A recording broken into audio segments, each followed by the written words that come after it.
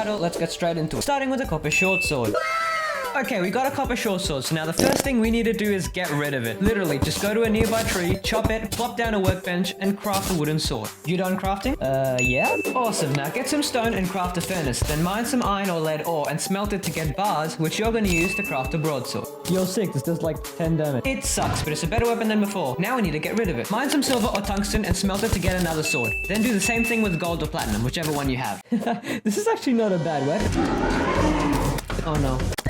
It's a pretty good weapon until you actually need to put it to use. Now go to the Crimson and die with Brain of Cthulhu. But before you die, make sure you have 30 Crimtane ore in your jeans, which are dropped by these flying balls. Now it's time to craft your 30 Crimtane ore into 10 Crimtane bars and craft the Blood Butcher. Yo, 22 damage, nice. Whew, okay, I got this. 2 crack. At this point in the game, the first thing you should do is go down to hell and mine some hellstone. Borrow a hellforge but never return it. Mine some obsidian, smelt some bars, and make hellstone armor and a fiery greatsword. After this, beat Skeletron, because beating him lets you go into Skeletonville. Once you beat these dudes and get a few golden keys, start unlocking a few golden chests until you get the Muramasa. Now at this point, you should have the Blood Butcher, fiery greatsword, and the Muramasa. So now it's time to get the Blade of Grass.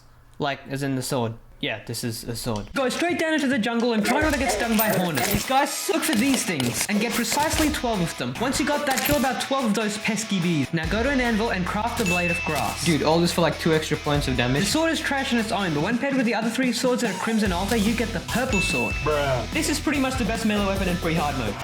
Okay, now that you've got the Night's Edge, it's time to go beat the wall of meat and enter hard mode. But before you do this, I would recommend getting the Star Fury from a Sky Island, the Beekeeper from defeating the Queen Bee, and an enchanted sword from a sword shrine. Don't you think that's a little too many swords? I know, which is why I'd also recommend, if you haven't already, to go make a chest filled with these spare swords. You're gonna need these swords later on at some point in the game. The first thing to do in hard mode is to go back to the Crimson and go mine a few altars, get blessed with a few pebbles, and then go off and mine them. Whoa, what the? Whoa.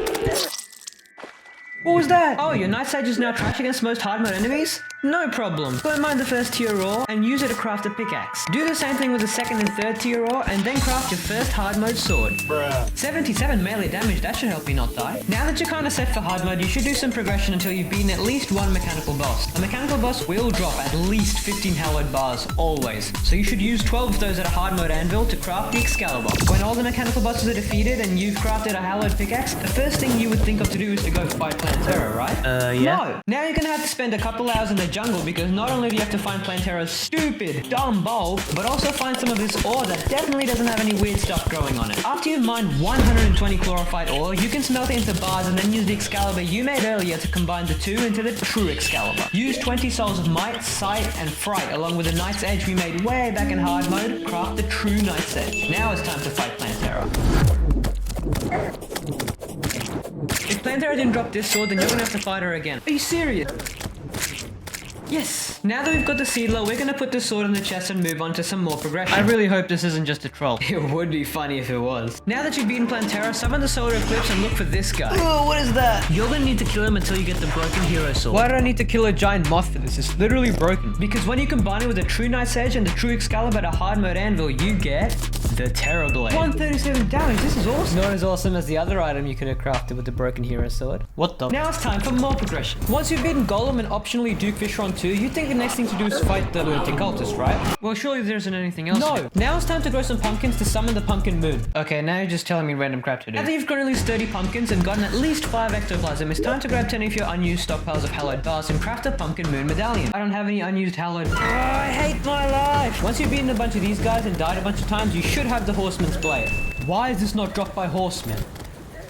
Now it's time to fight the cult. Just kidding. It's Martian Madness time. Let's go. All these swords better be goddamn worth it. Once you kill these UFOs, you get the Influx Waver, aka the Terrorblade, but without all the extra work. Are you kidding? Once you put this sword in the chest too, it's time to fight the Lunatic Cultist. Are you serious this time? Why wouldn't I be? Once you fight the cultist, the lunar events will happen. And once you beat the solar pillar, it's time to craft a solar eruption. Okay, everything I've done has led to this moment. I got this. I don't got this. I don't got this. At this point in your journey, you've collected the Terrorblade, Influx Waver, the Horseman's Blade, the Seedler, Star Fury, Beekeeper, and the Enchanted Sword. Remember when I said everything would make sense at some point in the game? That point is coming real soon, and it all depends on you winning this. Well, thanks for the support. Come on, come on. You're so close. Yes. Yes, I did it! Let's go! I finished the game. And I got a last prism. Let's go. The Moonlord didn't drop the Meowmere or the Star Wrath. That means you're gonna have to beat the guy at least 2 more times at best. Wait, what? 2 hours later. Once you've collected both the Star Wrath and the Meowmere, it's time to craft a sword that marks the culmination of your entire Terraria journey. Wait, there's one more sword I'm missing. Okay, we got a copper short sword, so now the first thing we need to do is get rid of it. Oh, okay, now we got all the swords. Yeah. We did it! God, this took ages. Oh. Now remember, refer to this as many times as you'd like. And if you're looking for an even greater challenge and an even more exciting way to get all these swords, click this video here because it's going to show you exactly the weirdest seeds you can play on, and it's definitely going to make for an interesting playthrough.